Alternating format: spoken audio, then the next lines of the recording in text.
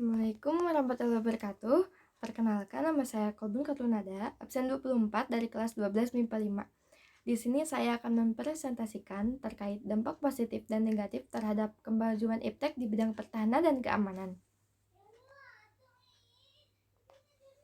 Di sini saya akan membahas 3 hal. Yang pertama, pengertian iptek. Yang kedua, dampak positif terhadap iptek di bidang pertahanan dan keamanan. Dan yang terakhir, dampak negatif terhadap iptek di bidang pertahanan dan keamanan. Yang pertama, pengertian iptek. Iptek adalah singkatan dari ilmu pengetahuan dan teknologi, yaitu suatu sumber informasi yang dapat meningkatkan pengetahuan ataupun wawasan seseorang di bidang teknologi. Yang kedua, dampak positif terhadap iptek di bidang pertahanan dan keamanan. Di sini saya mengambil beberapa hal. Yang pertama, peningkatan akurasi dan keandalan teknologi persenjataan dengan rekayasa hardware dan software. Semakin tingginya akurasi dan teknologi yang digunakan bersifat akuntabilitas, baik melalui perangkat keras seperti komputer dan software yakni sistem terkait, maka dunia persenjataan negara pun semakin kuat dan akurat dalam melindungi negara. Yang kedua, teknologi informasi dapat mempercepat penyampaian informasi sehingga dapat mempercepat pengambilan keputusan. Dengan adanya informasi melalui teknologi canggih yang bisa dijangkau, bahkan diretas dengan teknologi, maka hal ini dapat mempercepat pengambilan keputusan terkait kebutuhan, pertahanan, dan keamanan sebuah negara. Yang ketiga, pemerolehan personel militer yang mumpuni, yaitu dengan rekrutmen berbasis teknologi informasi. Yang keempat, penggunaan program kecerdasan buatan untuk menstimulasikan formasi dan kekuatan musuh memungkinkan serangan menjadi efektif dengan tingkat keberhasilan yang cukup tinggi. Seperti yang kita ketahui, maraknya artificial intelligence sedikit banyak mereplika kepintaran manusia. Bahkan terkadang ilmu ini bisa di atas kemampuan rata-rata manusia.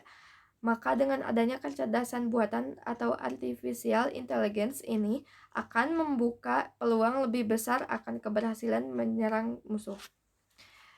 Yang kelima, mencegah terjadinya serangan-serangan dari pihak-pihak yang ingin memecah kesatuan Indonesia dan memecah belah yang menjadi perbedaan dalam kehidupan bernegara dengan media informasi, contohnya internet. Memecah belah yang menjadi perbedaan dalam kehidupan bernegara dengan media informasi kerap terjadi. Namun, hal ini dapat diretas dengan internet positif atau juga pemblokiran konten yang sekiranya dapat memecah belah negara. Dan ini adalah contoh dampak positif iptek pada bidang hankam. Yang di sebelah kiri adalah contoh gambarnya. Kemudian yang terakhir, dampak negatif terhadap iptek di bidang pertahanan dan keamanan.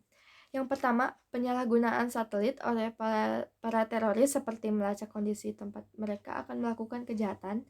Yang kedua, melalui media internet, pelaku teroris dapat berkomunikasi dengan sesama teroris maupun untuk mencari pengikut. Yang ketiga, munculnya perang informasi dengan memanfaatkan perkembangan teknologi informasi karena sifat penggunaan sistem secara bersama.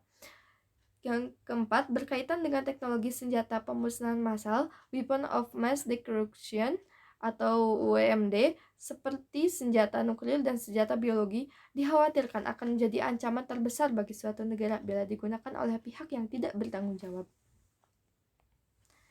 Dan ini adalah contoh dari dampak negatif iptek terhadap bidang hankam.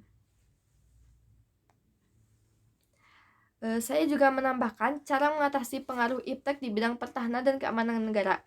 Yang pertama, mempererat persatuan dan kesatuan bangsa. Dengan sering mengadakan kegiatan yang mengikut sertakan antara pihak pertahanan bangsa dengan rakyat.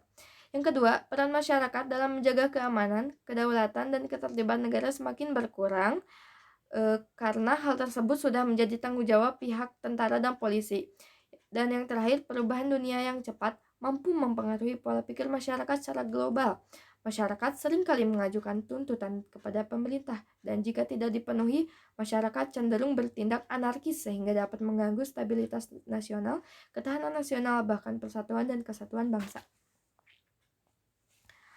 Mungkin hanya sekian yang dapat saya sampaikan. Mohon maaf apabila ada kesalahan kata. Wabillahi taufiq wal hidayah. Wassalamualaikum warahmatullahi wabarakatuh.